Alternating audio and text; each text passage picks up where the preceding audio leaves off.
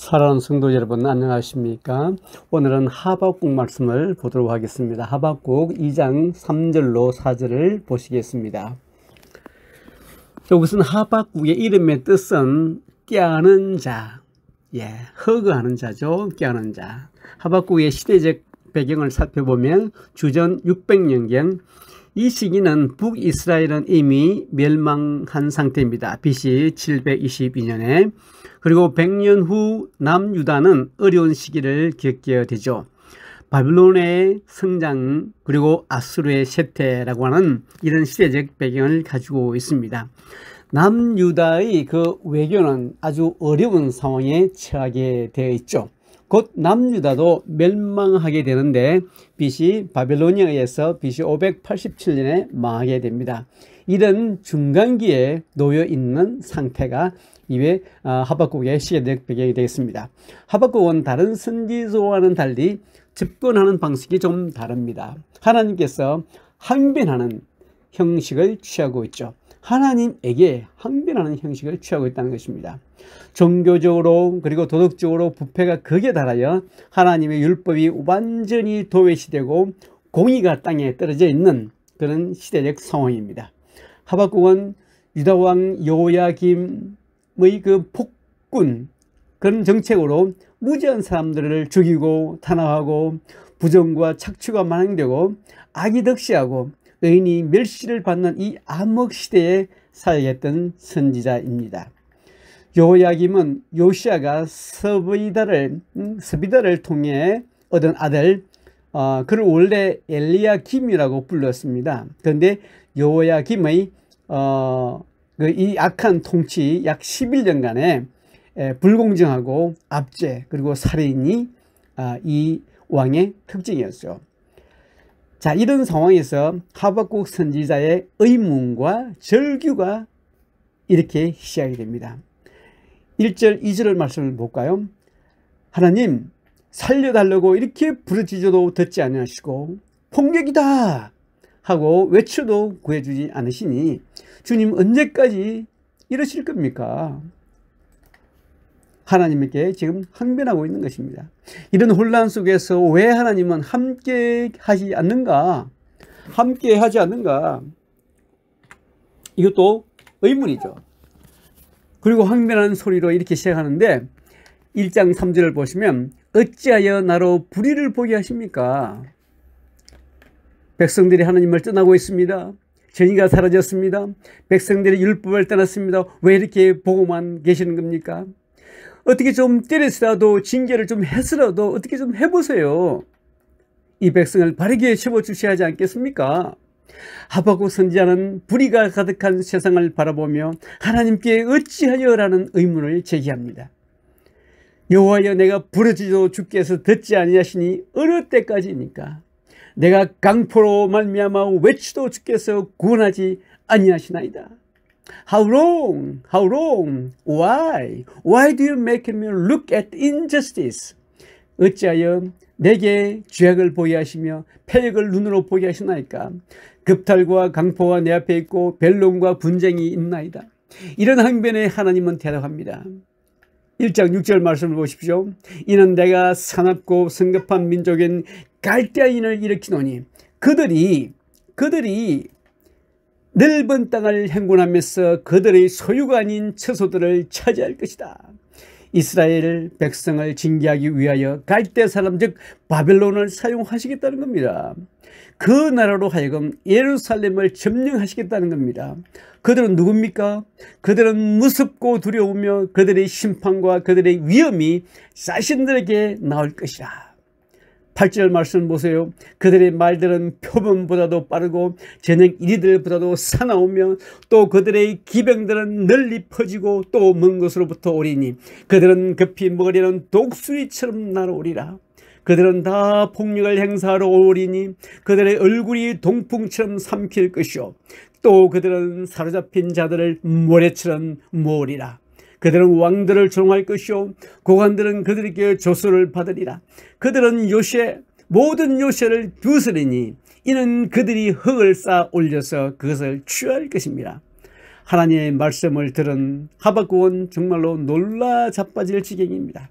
하박국의 요청은 유다 백성을 좀 바르게 고쳐달라는 요청이었는데 하나님의 답변은 그들을 벌하시겠다는 것입니다. 그들을 처벌하시겠다는 것이죠. 그들을 징계하시겠다는 겁니다. 유다를 펴겠다는 것이죠. 더욱이 바벨론을 들어서 유다를 징계하시겠다는 엄청난 말씀을 듣게 됩니다. 도대체 하나님은 왜 이러시는 겁니까? 이해할 수 없는 이 하박국은 이렇게 말합니다. 1장 13절 말씀을 보세요. 주께서는 눈이 정결하심으로 악을 참아보지 못하시며 폐역을 참아보지 못하시거늘 어찌하여 거짓된 자들을 방관하시며 악인이 자기보다 의로운 사람을 삼키는데도 잠잠하시나이까? 주께서 어찌하여 사람을 바다의 고기 같게 하시며 다스리는 자 없는 벌레 같게 하시나이까? 야, 그렇죠. 물론 유다가 잘못했다 할지라도 그런데 유다보다도 더 악한 바벨론을 들어서 유다를 징계한다는 하나님의 말씀에 이 하박국은 도대체 이해할 수가 없었던 것이죠. 하나님 유다를 징벌하기 위하여 유다보다도 더 악한 바벨론을 사용하십니까? 이게 말이나 되는 소리입니까? 이 부분을 하박국은 이해하기가 어려웠습니다. 하박국의 요지는 이렇습니다. 유다 백성이 이렇게 타락하여 가는데도 왜 그냥 방관만 하고 계십니까? 죄인과 굽어지고 악인이 의인을 굽이싸고 공포를 일삼고 있는데도 말입니다. 이 문제 때문에 많은 사람들이 호소하고 있습니다. 이런 기도조차 들어오지 않는 것 같습니다. 왜 하나님은 이런 일을 아무런 일도 하지 않고 계십니까? 두 번째는 하나님의 백성을 징계하는 것은 좋은데 왜 하필이면 갈대아 사람을 사용하십니까? 그들은 하나님을 알지도 못하지 않습니까? 다른 신을 섬기고 있는데 더 악한 사람들인데 왜 그들을 사용하시는가요? 하나님도 알지 못하는 그들을 흥하게 하여 당신의 백성을 치시려고 하시는 겁니까? 왜 우리들의 삶이 이 모양입니까? 라고 항변하는 것입니다. 그래도 우리는 하나님의 백성인데 저 무자비한 백성들에게 넘기시는 겁니까? 우리는 어떤가요? 왜 하나님의 삶에서 개입하지 않는가? 우리도 이런 질문을 할 때가 있습니다. 이것을 우리 삶 속에 한번 적용해 볼 수도 있겠죠. 이 약한 대한민국 가운데 일하시지 않으시는 하나님의 모습을 우리가 보게 되지 않습니까? 불법이 흥행하고 이 시점에서 온갖 불의가 거짓이 판을 치고 있는 이 시점에서 하나님 그냥 보고만 계시는 모습을 우리가 보지 않습니까? 하나님께서 가만히 계시니까 악이 더 기승을 부리는 것이 아닙니까? 정말 이해할 수 없는 하나님을 우리가 경험할 때가 있습니다. 지금 한국의 실정을 생각할 때 우리는 하박국의 마음을 어느 정도 이해할 수가 있습니다. 예수님을 잘 믿는 우리들의 삶에서 실패하고 병 걸려 죽는 일들이 있습니다. 무신론자들이 더 행복해 보이는 것을 우리가 보게 됩니다. 일평생 하나님을 위해 헌신한 사람들은 오히려 고통당하는 현실을 바라보며 안타까워하는 우리들의 대변자가 마치 하박국 같은 인상을 받게 됩니다. 그래서 하나님께서 선한 자들의 고통을 돌아보지 않으시고 방관하시는 것은 부당한 처사가 아니냐고 항의했다가 오히려 악한 바벨론 이하를 들어서 유다를 벌 주시겠다는 말씀을 들었던 것입니다. 선지자는 유다가 죄를 지었으니 벌을 받는 것이 마땅하지만 택하신 선민을 하나님의 방법으로 벌하지 않고 어째서 자기들의 힘을 신으로 삼고 아나무인격으로 행동하는 그런 악한 나라들을 들어서 유다를 치시겠다는 것인가? 그런 하나님의 처사를 이해할 수가 없었습니다.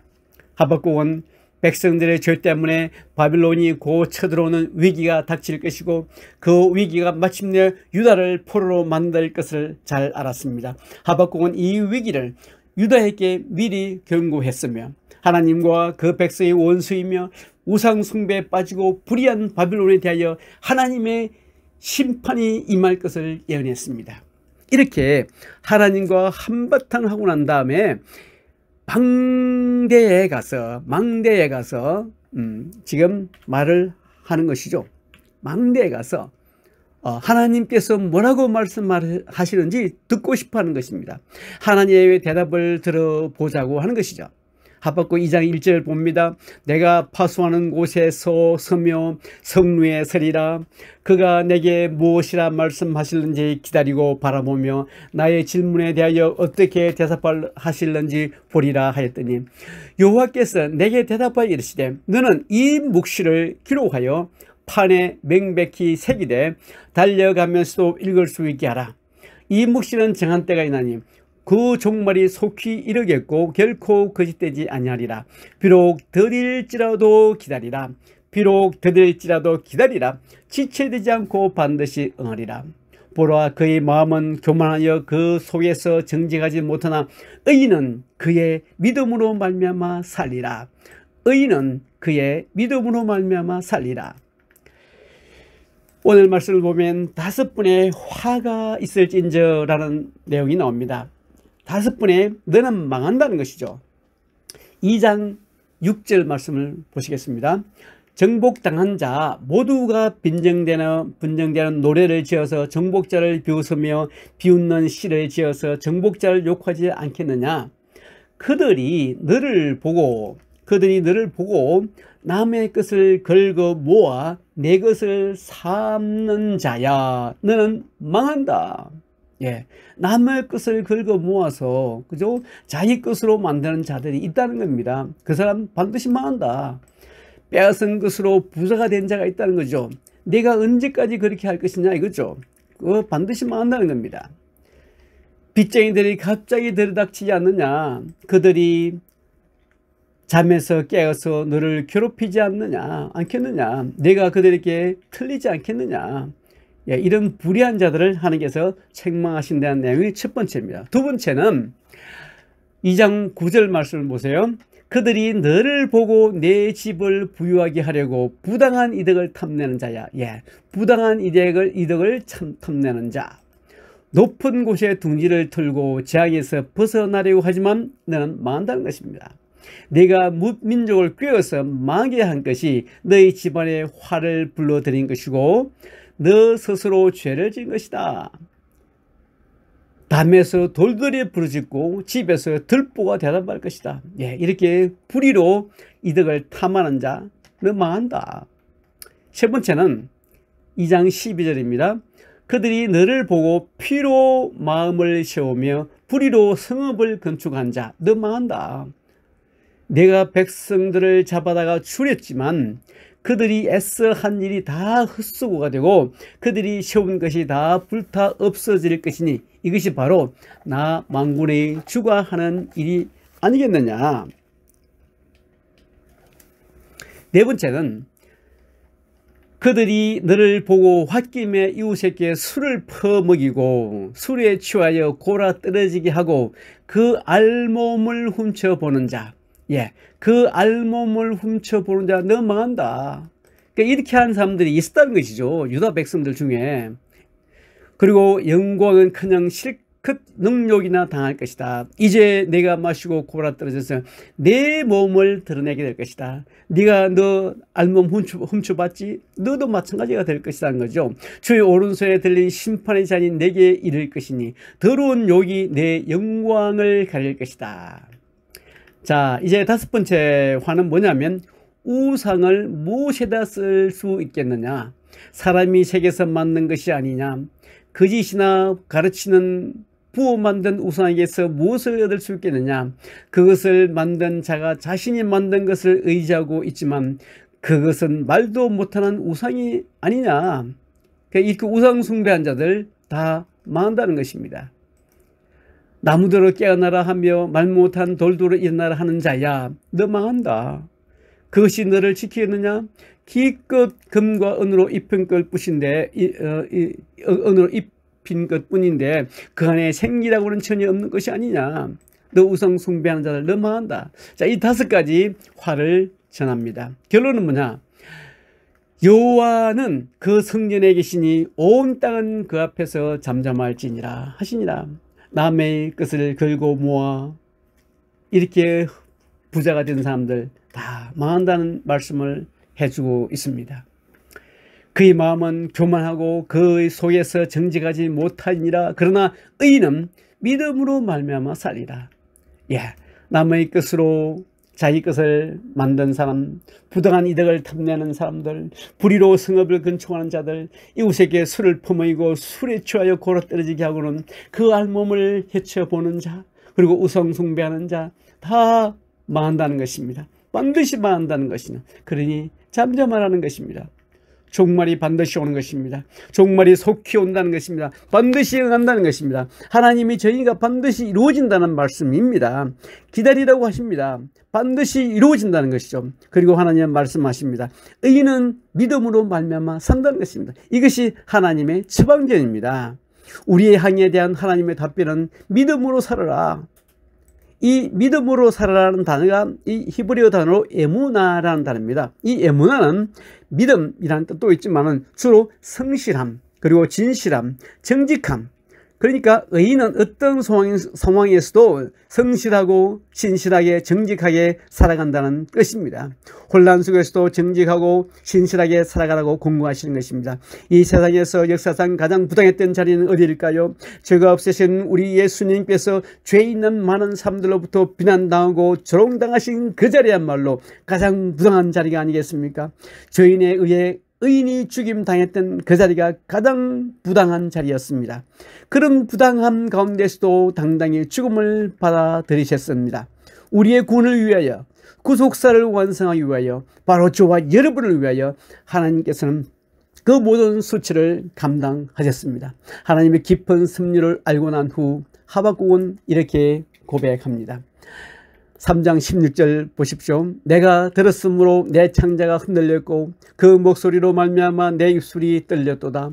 무리가 우리를 치러 올라오는 환난 날을 내가 기다림으로 썩이는 것이 내 뼈에 들어왔으며 내 몸에 내 처소에서 떨리는도다. 16절 주께서 이 모든 일을 내게 들려주셨을 때 내 뱃속의 창자가 모두 뒤틀렸고 내가 주님의 우렁찬 음성을 들었을 때 두 입술이 떨리기 시작하였습니다. 내 모든 뼈가 물러가고 내 무릎은 후들거렸습니다. 그러나 나는 그날을 기다리겠습니다. 우리를 공격한 그 백성들에게 만국의 재앙을 내리는 그날을 나는 여전히 기다리겠습니다. 예. 자, 오늘 말씀을 여기까지 마치고 또 2부에서 계속 이어서 말씀을 나누도록 하겠습니다. 기도하겠습니다.